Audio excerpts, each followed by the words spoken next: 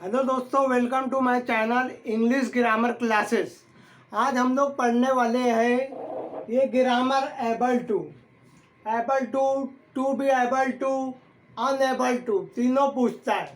तो हमें इसमें हेल्पिंग वर्ब का यूज़ करना पड़ता है। अब हेल्पिंग वर्ब कौन कौन से हैं? इसमें दो टेंस में ज़्यादा पूछता है। इसमें क्या पूछता है? एक तो सिंपल टेंस का और पास्ट टेंस का पूछता है। कैन हटाना पड़ता है इसके अंदर। सबसे पहले इसमें हमको कैन और कुड, ये जो रहेगा ये हटाना पड़ेगा। कैन और कुड।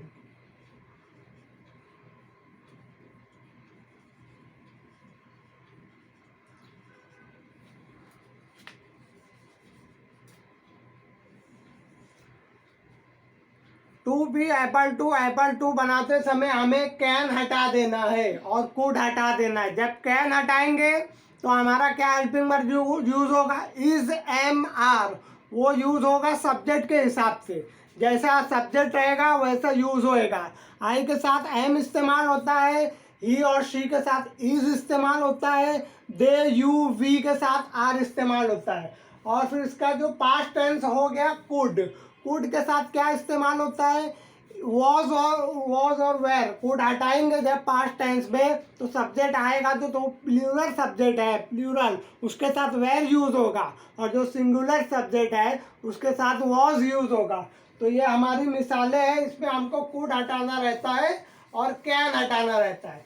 एबल टू का मतलब होता है काबिल होना। जैसे I am able to play, मैं खेलने के काबिल हूँ। I am able to win, मैं जीतने के काबिल हूँ। I could able to win, मैं जीतने के काबिल था। इसका ये मतलब होएगा, पास्ट टेंस का होगा, पास्ट टेंस का हो गया। ठीक है, अब हम मिसालें देखेंगे। मिसालें क्या है? I can speak. अब इसके अंदर हमको यूज़ करना है, एबल टू यूज़ करना है। यहाँ तो मैं लिख दिया हूँ ये नीचे के दो सेंटेंस में। ये वाले सेंटेंस में यूज अनएबल टू और ये वाले सेंटेंस में यूज एबल टू। ये ऊपर वाले जो तीन सेंटेंस है इसके अंदर हम लोग एबल टू यूज करेंगे क्योंकि अभी हम लोग सीख रहे हैं। फिर उसके बाद अनएबल टू की भी एक मिसाल ले लेंगे। दोनों सेम है। देखिए, अब इसके अंदर हमारी पहली मिसाल ये होती है आई कैन स्पीक इंग्लिश, मैं इंग्लिश बोल सकता हूँ। तो इसको जब बनाएंगे एबल टू यूज करेंगे हम इसके अंदर। तो देखिए इसका आंसर कैसे आएगा? आई के साथ हेल्पिंग वर्ब तीन में से कोई एक आएगा। ये क्या है? कैन है। तो प्रेजेंट टेंस में सेंटेंस है तो तीन इज, एम, आर में से क्या आएगा? आई के साथ हमेशा आता है एम आएगा। आई एम के बाद फिर फौरन आएगा able to. I am able to. I am able to के साथ वर्ब का first form, I am able to speak English.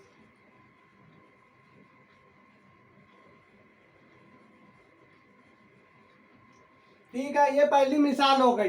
Able to लगा दिए, कैन को आप यहाँ से निकाल दिए, उसकी जगह हेल्पिंग वर्ब लगाए और एबल टू लगा दिए। बाकी सेंटेंस वैसे के वैसे ही है। अब आते हैं हम अपनी दूसरी मिसाल की तरफ। यू कुड जंप, तुम जंप कर सकते थे। अब इसके अंदर कुड हो गया, मतलब ये सेंटेंस क्या हो गया? पास्ट टेंस में हो गया। तो लिखेंगे यू, सब्जेक्ट हो जाएगा। फिर उसके बाद कुड है तो कुड को हमको क्या करना है? हटाना है। तो इसका पास्ट टेंस में कौन सा हेल्पिंग वर्ब यूज होता है? वॉज या वेर यूज होता है। तो यू के साथ क्या रहेगा? वेर यूज होगा, वेर, यू वेर। फिर फौरन लगेगा हेल्पिंग वर्ब के बाद able to. You were able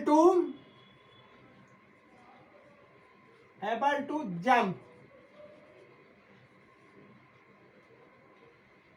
ठीक है, अब अगले जुमले में देखिए क्या है, बहुत इंपॉर्टेंट चीज है। तीसरे जो मिसाल है इसमें एक बात समझने वाली है। इसमें क्या लिखा है? They can not speak Hindi. इसमें लगाना है एबल टू। मैं यहाँ इन्वर्टेड कॉमास में लिख देता हूं, मैं एबल टू लगाना है। अब इसके अंदर कैन नॉट आया है, नॉट आया है कैन के साथ। They can not speak Hindi, वो हिंदी नहीं बोल सकते। तो कुछ बच्चे क्या करते हैं, इसको बनाएंगे तो they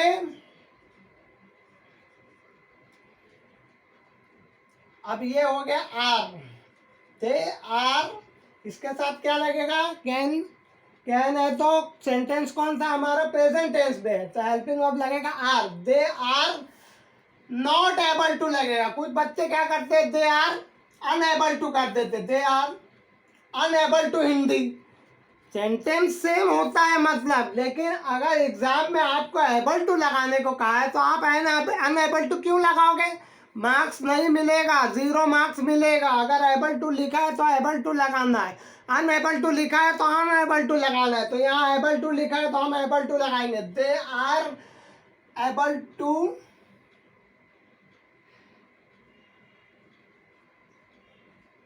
speak Hindi, they are not आएगा ये, they are not able to speak Hindi, ठीक है। यहाँ नॉट लगाएंगे क्योंकि हमें एबल टू का इस्तेमाल करना है, नॉट एबल अनएबल टू का इस्तेमाल नहीं करना है। अब यहाँ देखिए, अब हम आते हैं चौथी मिसाल के इधर, हॉर्स कुड नॉट रन, घोड़ा नहीं दौड़ सका, जरा जगह कम है तो मैं लिख देता, रेस में नहीं दौड़ सका, ठीक है। अब इसको बनाएंगे तो लिखेंगे हॉर्स, सेंटेंस पास्ट टेंस में है, वॉज या वेर लगेगा, याद रहे, तो हॉर्स के साथ लगेगा वॉज नॉट आया है तो was not able to run,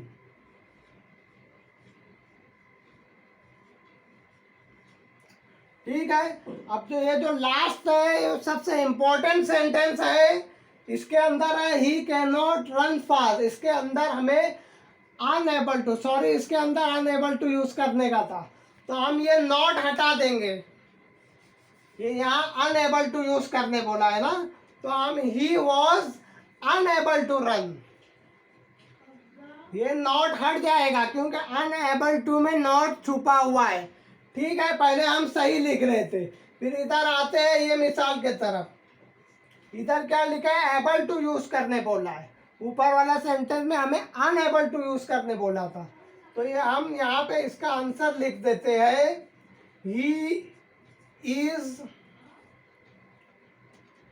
not able to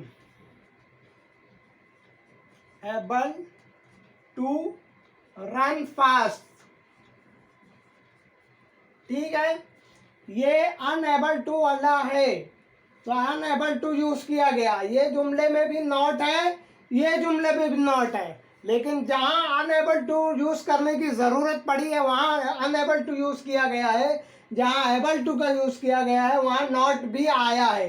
हालांकि सेंटेंस दोनों निगेटिव है। एक चीज और बता के मैं अपना क्लास को खत्म करता हूँ। अब देखिए एबल टू में जो भी हम सेंटेंस पढ़े वो जानदार सब्जेक्ट थे, जो सब्जेक्ट है वो जानदार थे, लेकिन जो ऐसी चीज़ें होती है जो बेजान होती है वो बेजान चीज़ों के लिए एबल टू इस्तेमाल नहीं होता है, सिर्फ एबल इस्तेमाल होगा, ये टू इस्तेमाल नहीं होगा। ये नई चीज़ बता रहा हूँ, ये कोई बताता नहीं है, बहुत पॉइंट की बात है, बिल्कुल नई बात है। एबल कहाँ यूज़ होता है मैं ये बता रहा हूँ। अब देखिए जैसे